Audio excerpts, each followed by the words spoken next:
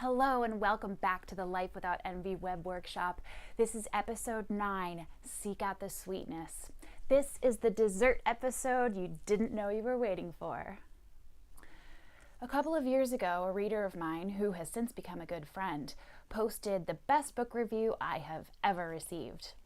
Hanna blogs original dessert recipes inspired by the books she reviews, and her piece about my novel Petty Magic literally left me weeping. That's how appreciated and understood she made me feel.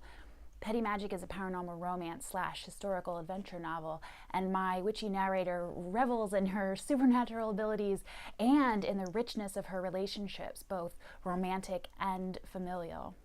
You can tell from Hanna's blog post that this theme was deeply resonant for her.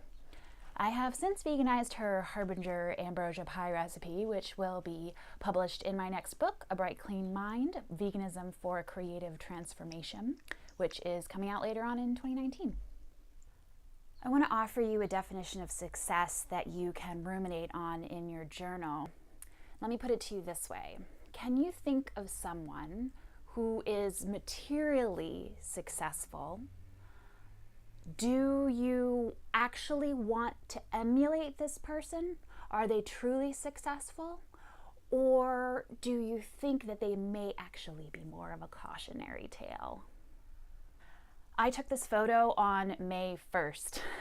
That means that these Halloween pumpkins have been sitting on my neighbor's front steps for 6 months. Spiritually speaking, this is what happens to you when you see your life in terms of deficits. You become cynical, bitter, you become increasingly resentful. This happens to people who won't unhook from the one perfect outcome, and it also happens to materially successful people who blame circumstances or other people for any lack of love or creative fulfillment they may be experiencing. So don't be the inverted gym sock. Don't be the desiccated apple forgotten at the back of the produce drawer. Don't be the Halloween pumpkin left on the porch steps to rot past Easter time. Forget all that you think you haven't got and seek out the sweetness. Let me tell you, the people I want to be more like are the people who are reveling in almost every moment of this chaotic, glorious, messy, marvelous life. And it's no coincidence that the happiest people I know tend to be the least ambitious. I am not saying that happiness and ambition are mutually exclusive, just that ego management and personal growth in general is essential if you want to be happy and so-called accomplished. Here I am, chilling on a mountaintop in Kerala, which is a province in the south of India. I had gone vegan a few weeks before, and even before I went on this hike, I was feeling totally euphoric about this new life that I saw before me. I don't always feel euphoric, of course. If I did, euphoria wouldn't feel quite as delicious as it does. I see deficits sometimes, sure I do. When I was single, it was, well, if I could just get to a point where I'm making a sustainable income at my writing, and if I could meet the right person, then life would be perfect. Now I'm in a relationship, and it's still, well, if I could just make more money, life would be perfect. But for the most part, I try to revel each day in all that I do have, which is like 99% of everything I could want.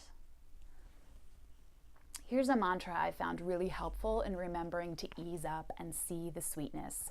It's from Selig, who is an author and psychic medium. I'll link to an interview with him in the show notes below this video.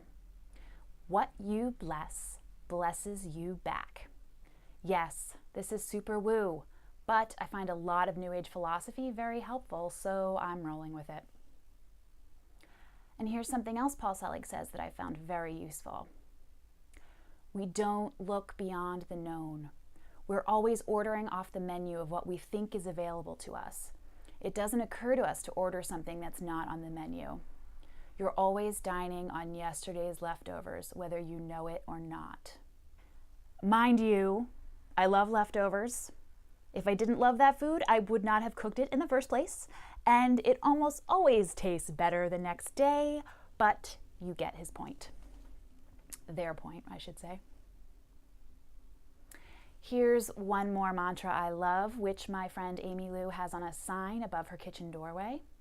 Turn soft and lovely anytime you have a chance.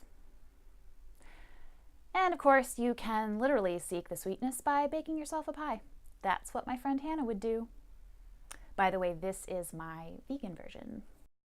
How much are you really enjoying your life? That is the ultimate measure of quote-unquote success.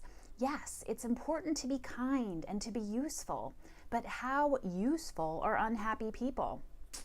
Not as useful as if they were happy. So the work here is to become more adept at interrupting your own train of thought. Ask yourself, am I seeing my life in terms of deficits?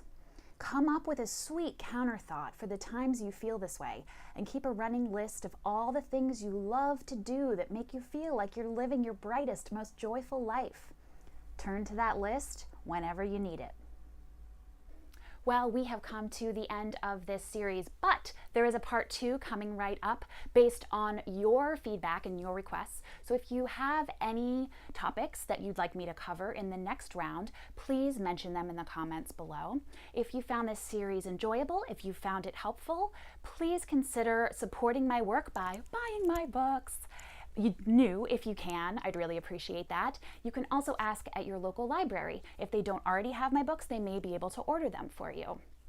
Special thanks to my Life Without Envy readers who, over the past couple of years, have sent me the most wonderful, heartfelt emails, social media posts, tweets, all of that great stuff. They have been so kind. Thank you so much for taking the time to tell me how much my work has helped you. I really appreciate it. That's why I do what I do.